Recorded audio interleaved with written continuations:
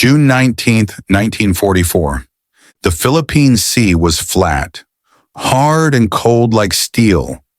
On the horizon, a formation too vast for the human eye was moving. Task Force 58. 15 carriers, decks of weathered wood, engines humming at 30 knots. On the bridge, Admiral Mark Mitscher said nothing. He watched the radar.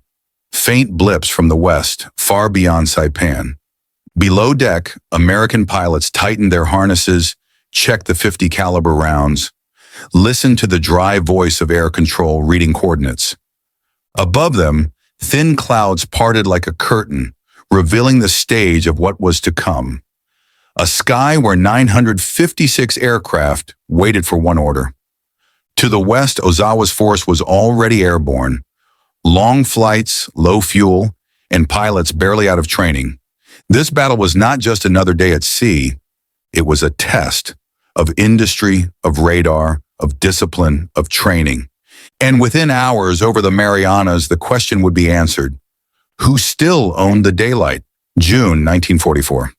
While Europe burned along the beaches of Normandy, another sky was waiting to ignite, half a world away. In the deep waters between the Marianas and the Philippines, the steel silhouettes of Task Force 58 carved their way across the Pacific, a moving city of engines and gunmetal precision. From the flight deck of the USS Lexington, Vice Admiral Mark Mitscher raised his binoculars. The wind off the bow carried the taste of salt and oil. He had chased the Imperial Navy from Guadalcanal to the Central Pacific, and now he was about to finish the hunt. Before him, the horizon was calm, deceptively calm, the kind of silence that only exists before history breaks. 2 years had passed since Midway. America was no longer the defender. It was the hammer. And the hammer had a name. Essex-Class carriers. Mass-produced, armored, unstoppable. Each one displaced 27,000 tons, stretched nearly 900 feet, and could launch nearly 100 aircraft. No Essex was ever sunk in combat, not one.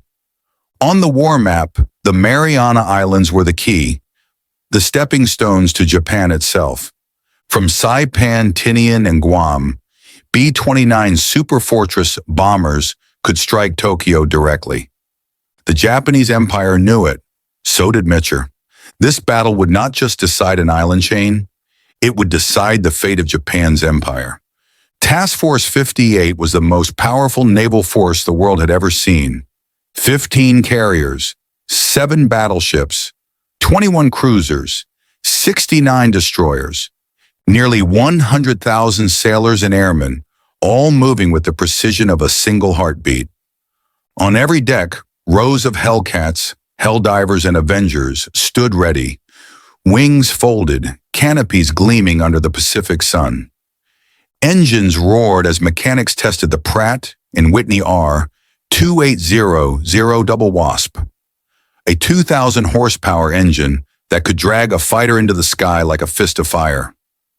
The F-6F Hellcat, the backbone of naval aviation, flew faster, climbed higher, and took more punishment than the fragile Japanese Zero. Its 6 Browning .50 caliber guns could tear through aluminum like paper, and its armor, its self-sealing fuel tanks, gave pilots something the enemy no longer had, a margin for survival. The SB-2C Helldiver, the dive bomber that replaced the SBD Dauntless, could dive almost vertically at 400 miles per hour, carrying a 1,000-pound bomb into the heart of a ship. The TBF Avenger, once humiliated at Midway, had become a floating radar and torpedo platform, the eyes of the fleet. Below the deck, in the Combat Information Center, glowing radar screens replaced binoculars. Blips and lines, the ghosts of aircraft, moved across green light. For the first time in history, a commander could see war unfold in real time, far beyond human sight. When the first dots appeared on the radar that morning, approaching from the west, Mitscher knew the waiting was over. To the west, Vice Admiral Jisaburo Ozawa led what remained of Japan's mobile fleet. 9 carriers, including the new Taihō and the veterans Shōkaku and Hiyō, escorted by the monstrous battleships Yamato and Musashi. On paper, it looked formidable. In reality, it was a ghost. By 1944, Japan's airmen were shadows of their former selves. The average pilot had barely 120 flight hours, less than half of what was needed for combat readiness. Fuel was scarce. Training was rushed. Many had never fired live ammunition. Some had never landed on a carrier deck. Japan's industrial machine was collapsing. No rubber for tires, no aluminum for planes, no fuel for training. But the orders from Tokyo remained the same. Fight to the end. Operation Eigo was their desperate plan. Lure the Americans westward, then crush them with combined land-based and carrier air power. But what Ozawa didn't know was that the airfields on Saipan, Tinian, and Guam were already gone, bombed to ruin by Task Force 58 just days before.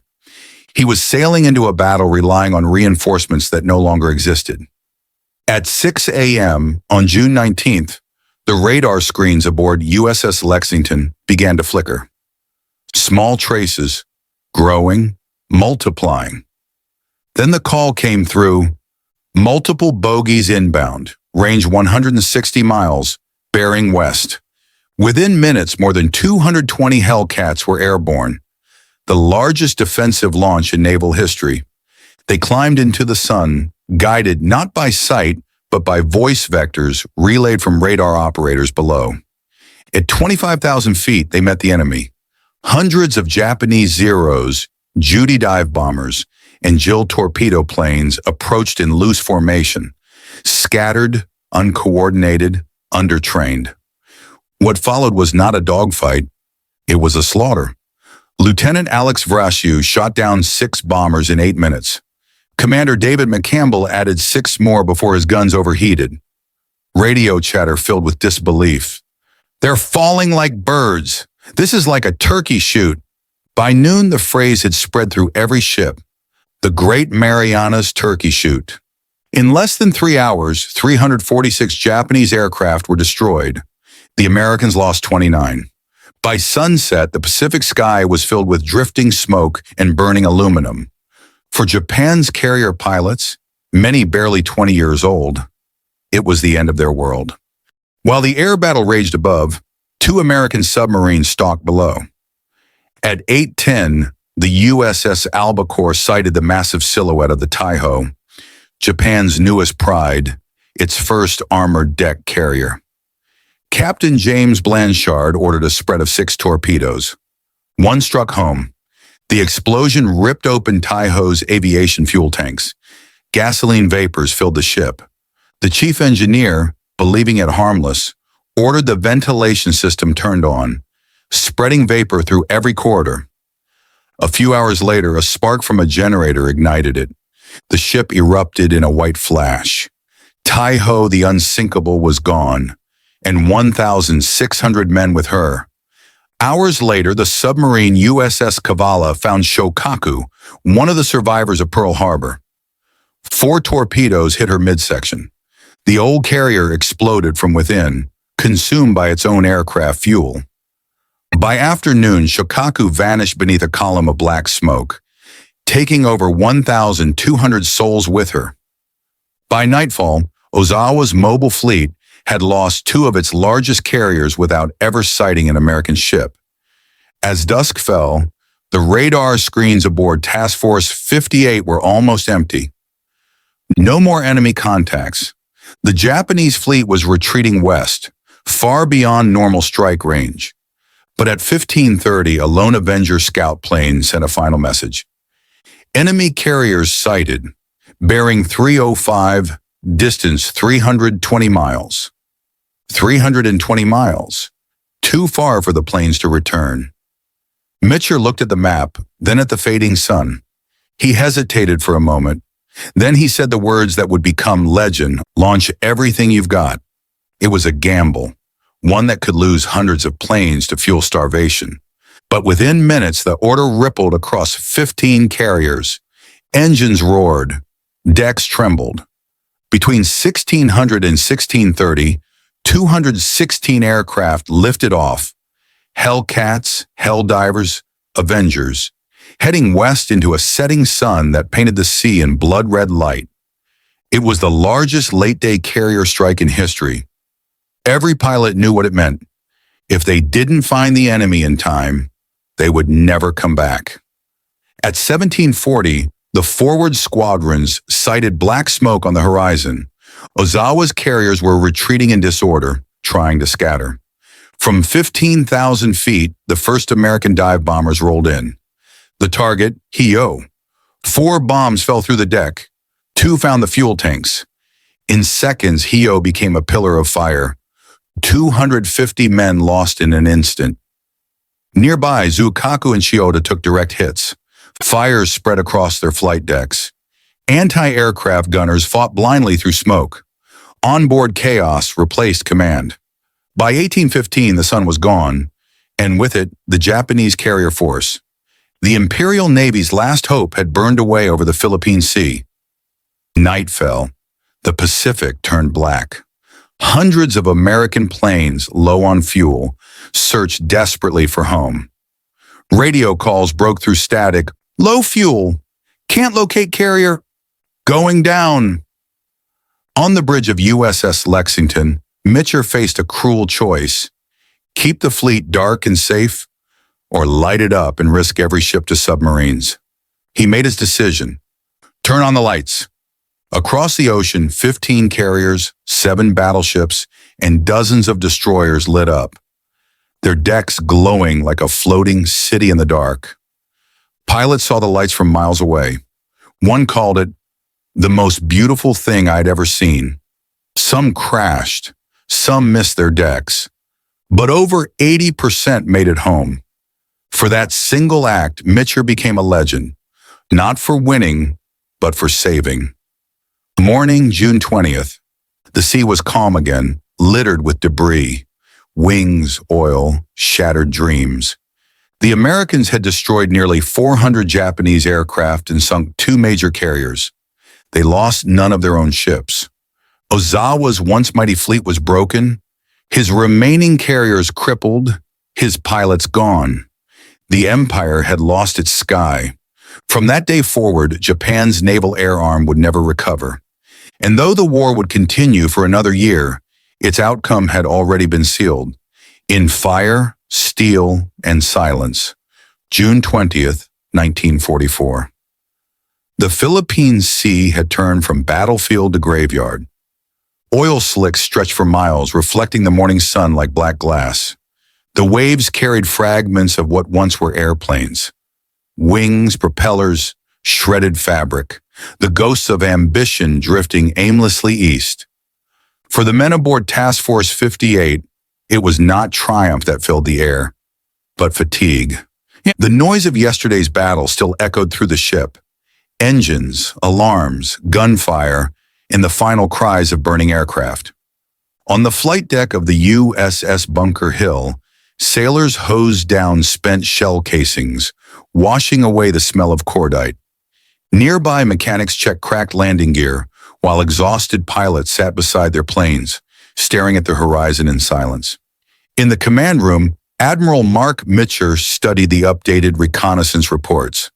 Somewhere beyond the curve of the Earth, Vice Admiral Jisaburo Ozawa was running, his remaining ships scattering west, broken but not yet gone. The radio intercepts were clear. Japan's mobile fleet was withdrawing, but the question was whether it could escape. At 1540, an Avenger scout from USS Enterprise sent the most critical message of the entire campaign.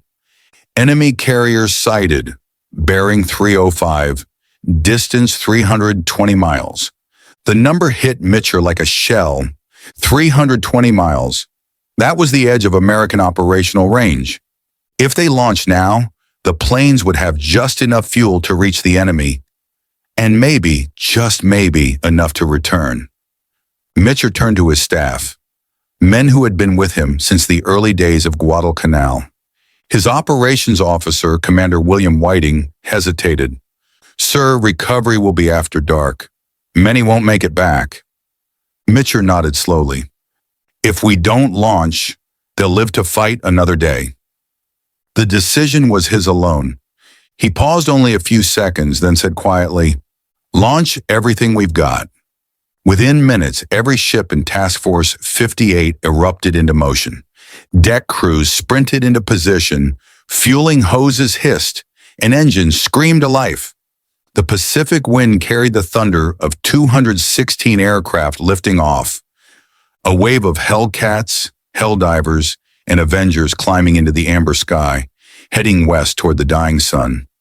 They called it the Twilight Strike. For the pilots, the mission was simple and nearly suicidal. The distance meant they would arrive at dusk and return in darkness, with no moon and minimal fuel. Many knew they wouldn't make it back. Lieutenant Commander James Jig Dog Ramage, leading a squadron from the USS Enterprise, briefed his men before takeoff. Lean Mitscher, minimum throttle, one pass at the target, no loitering, no heroics. The flight west stretched on forever. The sky dimmed to gold, then to red. At 1740, the first smoke columns appeared on the horizon, distant, black, and massive. Below them, the Japanese mobile fleet was falling apart. Fuel shortages had forced Ozawa to slow down. Some carriers were sailing alone, separated from their escorts. Others were turning in circles, trying to recover what few planes remained.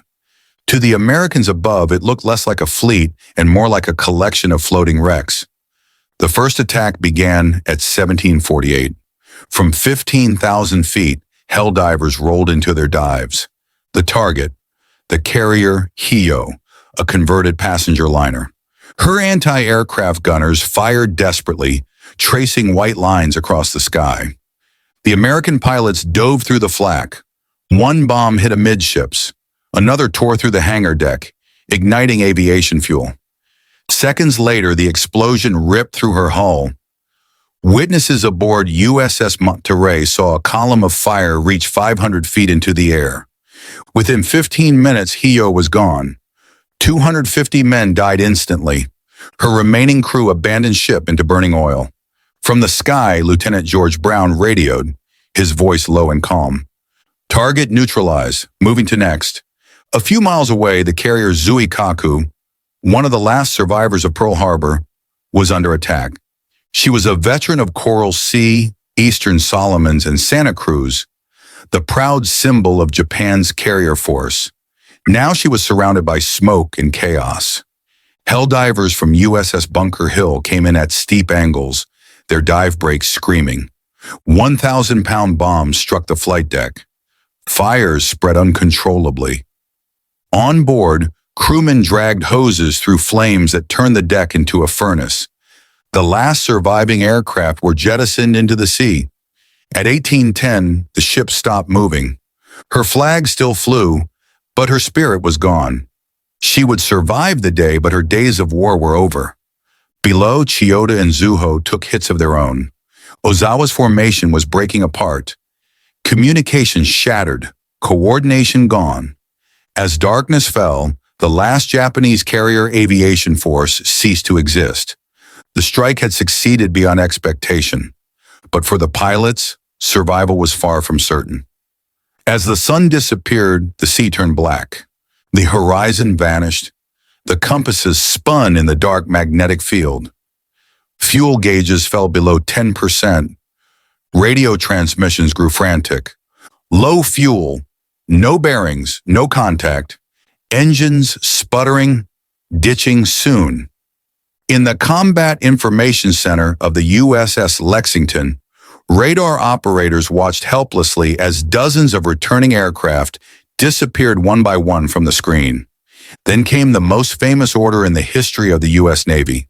Mitscher turned to his signal officer and said simply, "Turn on the lights." Every carrier, every battleship, every destroyer in Task Force 58 lit up. Searchlights pointed into the clouds. Flight decks glowed with running lights. Even the cruisers fired flares skyward to mark their positions. It was an act of defiance and mercy. If Japanese submarines were nearby, They could have annihilated the entire fleet, but Mitscher didn't care. If they're out there, he said, they'll see us anyway. From above, pilots described the sight as surreal, a city floating in the dark ocean, glowing like a constellation. Some wept when they saw it. Others called it the most beautiful thing they'd ever witnessed. Fighters came in first, then bombers, one after another. Some overshot and crashed into the sea. Others landed on the wrong carriers. Crews on deck worked frantically, pulling pilots from burning wreckage and rolling damaged planes overboard to clear the way for others. By midnight, over 80 aircraft had been lost to fuel exhaustion and landing accidents. But more than 120 pilots had been saved, men who, by all logic, should have been dead. The last plane landed at 0020. When the final engine shut down, the fleet returned to darkness. The Pacific was silent again. At dawn, the after-action reports began. The numbers were staggering. Japan 3 carriers sunk, Taihō, Shōkaku, Hiyō, 2 heavily damaged, Zuikaku, Chiyoda. 476 aircraft destroyed, over 445 aircrew killed. United States 29 aircraft lost in combat, 80 lost to fuel exhaustion or night crashes, 38 pilots killed, a kill ratio of nearly 14-1, the most one-sided air battle in naval history. But behind every statistic lay exhaustion, fear, and grief. In the hangars, pilots stared at the empty bunks of friends who hadn't returned. Some wrote letters to the families of the missing. Others just sat in silence. Victory had come, but not without cost. When Ozawa finally radioed Tokyo, his message was short and devastating. Lost 3 carriers, no air power, no capability to continue operations. It was the end of Japan's naval aviation. The elite corps that had stunned the world at Pearl Harbor was gone, replaced by untrained youths and empty decks. Admiral Sumu Toyota, chief of the combined fleet, received the message in silence. He turned to his staff and said what every officer already knew. The Imperial Navy no longer has air power. From that moment, Japan's war effort shifted into desperation. The next generation of pilots would not be trained to return from battle. They would be taught to die in it. The word kamikaze, divine wind, would soon enter history. The Battle of the Philippine Sea was more than a victory. It was a transformation, the point where the war in the Pacific ceased to be a duel of fleets and became a march of inevitability. With the skies cleared, the way to Saipan, Tinian, and Guam lay open. By July, those islands would fall, and from their runways, B-29 bombers would begin their long flights toward the Japanese mainland, bringing the war to the heart of Tokyo itself. The Great Marianas Turkey Shoot was not just the destruction of an enemy fleet. It was the moment Japan's empire began to unravel. Not with a bang, but with the cold precision of industrial warfare. By dawn on June 21st, the Pacific was calm again. Too calm. The smoke of the previous day had thinned, drifting east with the trade winds. From above, the sea looked clean, almost peaceful. But beneath that surface floated the debris of hundreds of aircraft, the bodies of men who had never truly left the sky. The Battle of the Philippine Sea was over.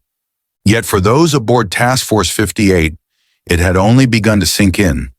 The radios were quiet now, the radar screens empty. But the silence carried a weight heavier than gunfire, the realization of what they had done. The Americans had won a perfect victory, 3 Japanese carriers sunk, 2 crippled, nearly 400 enemy aircraft destroyed. The losses were almost mathematical in precision, but among the sailors and pilots, pride mingled uneasily with guilt. They had faced an opponent so unprepared, so outmatched, that it no longer felt like war. It felt like execution. On the flight decks, the celebration never came. Crews worked through the night, repairing ruptured fuel lines, clearing burned wrecks, rearming aircraft for strikes that would never be needed. The men were young, most under 25, but their faces had aged overnight. The adrenaline that carried them through 24 hours of combat had drained away, leaving only exhaustion. Inside the hangars, the air was thick with oil and sweat.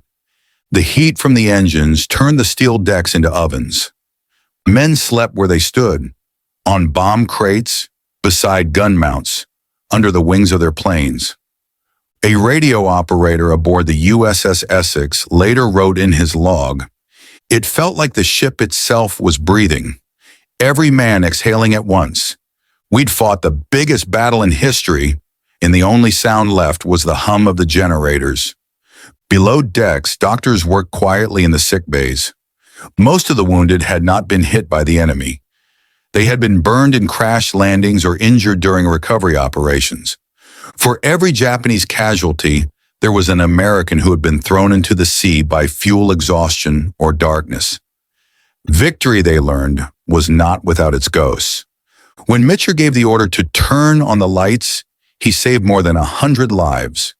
But he couldn't save everyone. Throughout the night, destroyers fanned out across the dark ocean, searching for survivors. Their spotlights swept across empty waves. Sometimes they caught glimpses. A flare, a floating seat cushion, a single hand raised above the swells. Sometimes they found nothing at all. One destroyer, the USS Owen, pulled 23 pilots from the water before dawn. Most were covered in oil. Some were still gripping their sidearms, unwilling to let go even after being rescued. Lieutenant John Brame, a Hellcat pilot, was one of the last recovered. He had drifted for 5 hours, clinging to his life raft as sharks circled nearby. When brought aboard, he asked only one question: "Did we get them?" He was told yes.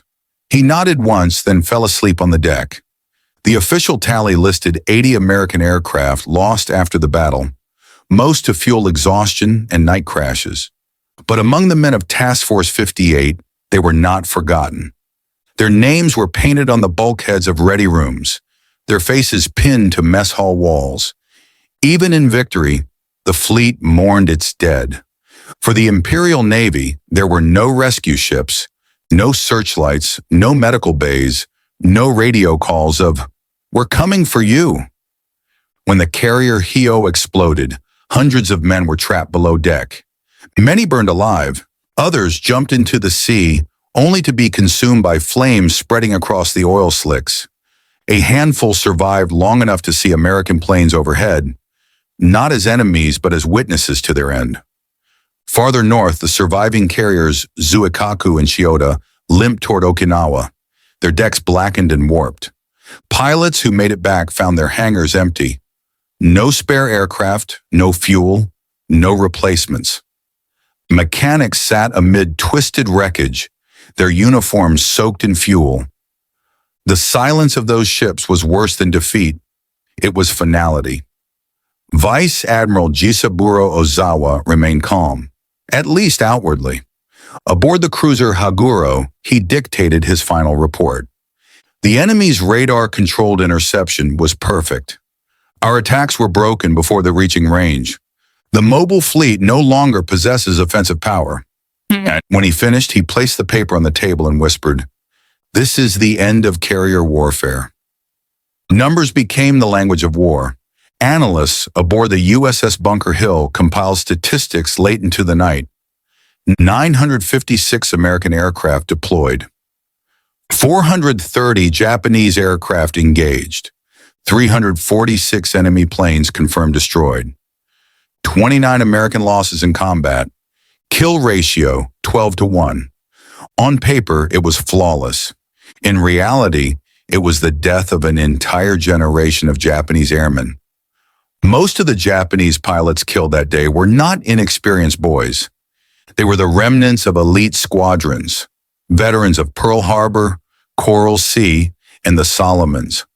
The instructors who had once trained Japan's best. Their deaths meant more than the loss of aircraft. It meant the loss of knowledge and of memory, of the institutional soul of Japanese aviation. By the end of 1944, Japan could produce only 100 pilots per month, each trained in less than half the flight hours of their American counterparts. In contrast, The U.S. Navy produced 800 new aviators every month, all trained with live ammunition, full fuel, and radar-assisted navigation. The war had become a contest of arithmetic, and Japan could no longer count high enough to compete. As the Japanese Navy disintegrated, American shipyards were still at full throttle. Factories in Brooklyn, Philadelphia, and Newport News turned out new Essex-Class carriers every 8 weeks. Each one carried 90 planes, 12 5-inch guns, and the confidence of a nation that could not be outbuilt. To the men aboard those ships, it felt like the future. To the Japanese, it looked like a machine without a soul. At Core Naval Arsenal, workers labored without rest to replace the carriers lost at Philippine Sea. They had no steel, no fuel, no time. By the end of 1944, they had built none. Japan had lost not just the battle, but the ability to fight the next one. In Tokyo, the shock was immediate. Reports from the front arrived in coded fragments. Each message seemed smaller, more defeated than the last. Within days, the Imperial Navy's high command realized what the public would not hear for months. Japan's naval aviation had ceased to exist. For pilots still in training, the news came quietly. Their instructors told them there would be no more carriers to sail on. Their missions would be one way. They were handed manuals titled Special Attack Procedures. The word Kamikaze appeared for the first time. It was not a strategy. It was a confession. Japan no longer had the men, the aircraft, or the fuel to fight conventionally. What it had left was sacrifice. The death of the mobile fleet gave birth to something darker, a doctrine where death became a weapon and hope became a liability. While Tokyo mourned its lost fleet, the Americans moved forward without pause. With the Japanese air power gone, Saipan fell within weeks. From there, B-29 Superfortress bombers began their long-range missions to Tokyo, launching from the same islands that had once been defended by Ozawa's airmen. The Pacific, once an ocean of uncertainty, had become a highway. Each new victory, Saipan, Guam, Tinian, Iwo Jima, was a link in a chain leading directly to Japan's home islands. The Philippine Sea had decided not just a battle, but the entire trajectory of the war. It marked the moment when industrial warfare replaced heroism, when the courage of a few could no longer alter the fate determined by mass production. Late that evening, Mitscher stood on the flag bridge of the USS Lexington. The wind was quiet, the sky clear. Below him, the crew moved silently, tending to their duties with the mechanical rhythm of habit. He thought of the pilots who had not returned, of the Japanese sailors burning in their ships, of the billions of man-hours that had built this victory, and the price it carried. Commander Arleigh Burke, his chief of staff, joined him. For a while, neither spoke. Finally, Burke said, "We've ended their navy." Mitscher nodded. "Yes, but we've also ended an age." They both looked west, toward the horizon where the enemy had vanished. Beyond that horizon lay Okinawa, and beyond Okinawa, Japan itself. The Pacific War was far from over, but the shape of its ending was already visible. War, Mitscher thought, was never just fought outside. It was fought within. The men who had returned alive carried their own invisible shrapnel. The weight of decisions, the faces of those they couldn't save, the sound of burning ships echoing through their sleep. Every great victory hides a private hell. For the Japanese, it was the silence of loss. For the Americans, it was the knowledge that they had become perfect at killing. A pilot aboard the USS Hornet wrote in his diary, "We have mastered the art of destruction. The question now is, what will we do with it when the war ends?" That question would hang over the Pacific long after the smoke cleared. June 20th, 1944. The morning after the storm, the Philippine Sea was no longer a battlefield. It was a cemetery. The water shimmered under the sunlight, calm and indifferent, reflecting the broken shapes of aircraft and the smoldering skeletons of carriers beneath the waves. On the flight deck of the USS Lexington, Sailors moved quietly through the wreckage of their own making. Spent shell casings clattered into collection bins. Fuel hoses hissed as they drained the last of the aviation gas. The air smelled of salt and burned aluminum. The scent of victory and death mingled as one. Far to the west, the final flames of the Taihō and Shōkaku still burned, drifting toward the horizon. No cheers rose from the American decks. No music played. Those who had fought through the previous day understood. A chapter of the Pacific War had ended, and another, darker one had begun. Tokyo, 7 a.m. A coded transmission reached the Naval General Staff from Vice Admiral Jisaburo Ozawa. It contained only 12 words: lost 3 carriers, no air power remaining, no further offensive capability. It was the death notice of Japan's carrier doctrine, the very heart of its naval strategy since 1941. For years, Japan's leaders had believed that spirit, skill, and sacrifice could overcome material weakness. But now the arithmetic of war had delivered its verdict. Courage could not outfly industry. Ozawa returned to port aboard the cruiser Haguro. His uniform was soaked with salt and ash. When he met Admiral Somu Toyota, he simply bowed and said, "Our planes were brave, but bravery no longer wins wars." The admiral said nothing. There was nothing left to say. On the bridge of USS Lexington, Vice Admiral Mark Mitscher stood beside Admiral Raymond Spruance, commander of the Fifth Fleet. Between them stretched a horizon of quiet steel. Spruance was the mathematician, calm, deliberate, always calculating risk. Mitscher was the instinctive warrior, precise but willing to gamble when the moment demanded it. Together, they had engineered one of the cleanest victories in naval history. Yet, as they looked over the sea, neither man smiled. Spruance broke the silence first. "We've ended their air arm." Mitscher nodded. "Yes, but what comes next will be worse." They both knew what he meant. With the skies lost, Japan would turn to desperation. The next battles would not be fought by trained pilots, but by young men flying to their deaths. The future would belong to Kamikaze, the weapon born from defeat. The numbers told a story that no enemy propaganda could deny. 3 fleet carriers destroyed: Taihō, Shōkaku, Hiyō. 2 carriers crippled: Zukaku, Chiyoda.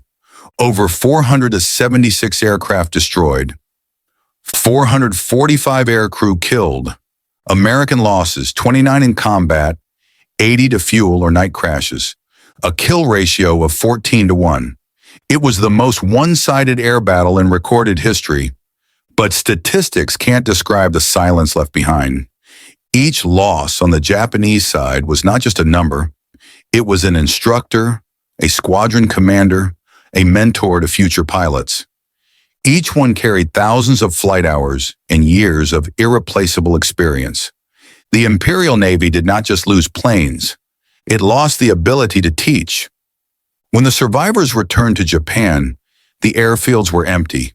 The new recruits waiting there had never even landed on a carrier. The veterans who could have trained them were gone, burned, drowned, or buried in the sea.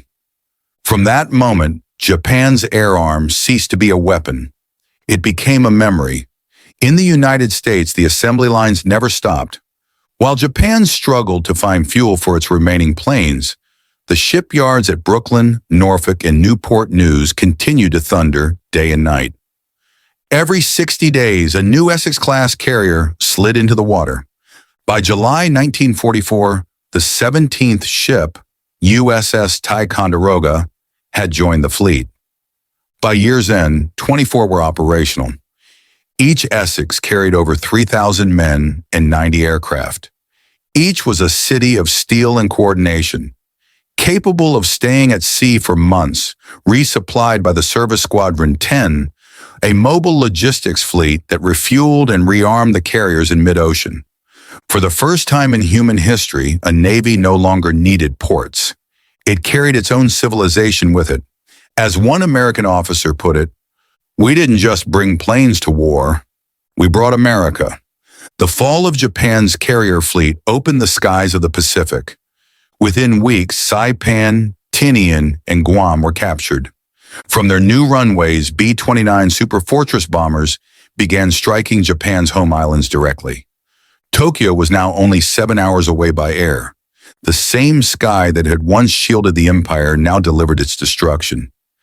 Cities like Nagoya, Kobe, and Osaka burned under thousands of tons of incendiaries. Every night, Japanese civilians looked up to see the red glow on the horizon, the firelight of their empire's slow death. The Battle of the Philippine Sea had not just defeated a fleet, it had set the clock ticking toward Hiroshima. Among all the tactical reports and combat data, one order stood apart from the rest. It was simple, emotional, human. On the night of June 19th, as hundreds of American pilots struggled to find their way home, Mitscher had broken every rule of naval security and said the words, "Turn on the lights." Every ship in Task Force 58 illuminated its decks, its searchlights, even its signal lamps. It was a beacon in the middle of the Black Pacific. That single act saved over 100 lives, and it became a symbol, proof that even in the cold machinery of war, compassion still mattered. When asked years later why he did it, Mitscher simply replied, "Because if I were out there, I'd want to see the lights too." In a war defined by mass production and statistics, at this moment, a commander risking his entire fleet for the lives of his men was the last spark of humanity in an industrial war. Of the 24 Essex-Class carriers built during the war, not one was lost in combat. They fought through the Pacific, Korea, Vietnam, and even into the Cold War.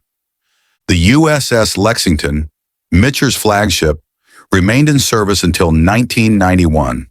Nearly half a century after the Marianas, she was still afloat, a survivor of history itself. The Essex design became the blueprint for every carrier that followed. Elevators shifted to the side of the flight deck, maximizing space. Armored hangars doubled as structural protection. Radar-controlled combat centers evolved into the CIC, the nerve center of modern naval warfare. They were not just ships. They were the physical embodiment of adaptation, of lessons learned through fire and steel.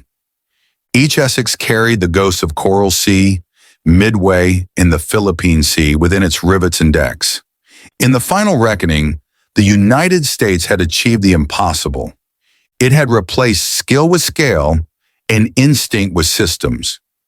Radar, radio, and proximity fuses had done what courage alone could not.